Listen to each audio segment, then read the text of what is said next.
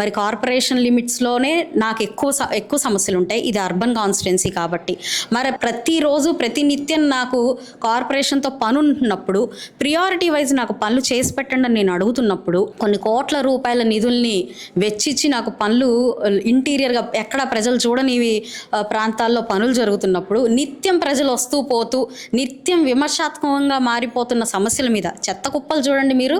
Internal రోడ్స్లో ఈరోజు sanitary ఇన్స్పెక్టర్లు మెరుగ్గానే పనిచేస్తున్నారని నేను చెప్తాను. 100% అక్కడ ఎలాంటి ఇబ్బంది లేదు. మరి మెయిన్ రోడ్స్ మీద డస్ట్బిన్స్ కానివ్వండి, లేదంటే ఈ పుష్ కార్ట్స్ కానివ్వండి, అవే డస్ట్బిన్స్ అన్న రేంజ్లో ఈరోజు చెత్త చెదారంతో కుప్పలుగా నిండిపోయి ఉంది. ప్రధానంగా కనిపించే రహదారులని ఎందుకు ఇలా నిర్లక్ష్యం చేస్తున్నారు? ఇది ఏం మెసేజ్ ప్రజలకు ఇవ్వాలనుకుంటున్నారు? కూటమి ప్రభుత్వం పనిచేయట్లేదు సరిగ్గా అని చూపించాలనుకుంటున్నారా? ఇలాంటివన్నీ నా ప్రశ్నలు అండి. ఇందులో న్యాయం లేదు అంటే కొంతమంది అడిగారు మీడియా మిత్రులు, మీరు ఎందుకు కార్పొరేషన్ని కమిషనర్ గారిని టార్గెట్ చేస్తున్నారు అని అడిగారు. ఇందులో ప్రతి ప్రశ్న మరి ప్రజల సంక్షేమం కోసం, శ్రేయస్సు కోసం నేను అడుగుతున్న ప్రశ్న. దీనికి పరిష్కారం రాలేదు అన్న ఆవేదనని టార్గెట్కి మరి చాలా వ్యత్యాసం ఉంటుంది, అది ఆలోచించుకోవాలి. మరి రేషన్ షాపులు ఏవి కమిషనర్ గారు అండర్ కింద రావు. అయితే సివిల్ సప్లైస్ కమిషనర్ గారిని, డిఎస్ఓ గారిని సంప్రదించే నేను దానికి ఒక తగు నిర్ణయం తీసుకొని కలెక్టర్ గారిని సంప్రదించాను తప్ప కమిషనర్ గారిని నేనే మాట అనలేదు.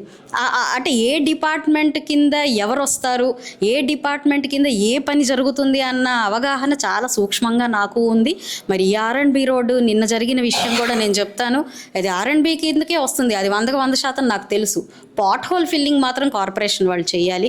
నేను వాళ్ళని కోరింది కూడా R&B వాళ్ళు దాన్ని రోడ్డు వేసుకునేదాకా పాట్ హోల్స్ ఫిల్ చేయండి, పడిపోతున్నారని చెప్పి నేను వాళ్ళని సవినయంగా కోరుకోవడం జరిగింది.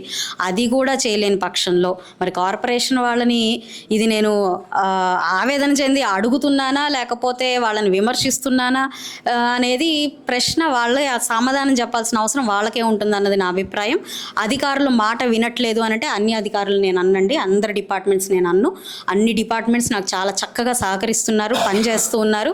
ఒక కార్పొరేషన్ మాత్రమే, అది కూడా ప్రభుత్వానికి చెడ్డ పేరు వచ్చే విధి విధానంతో ముందుకు వెళ్తున్న పరిస్థితుల్లో నేను బయటికి వచ్చి మాట్లాడాల్సిన అవసరం ఏర్పడింది.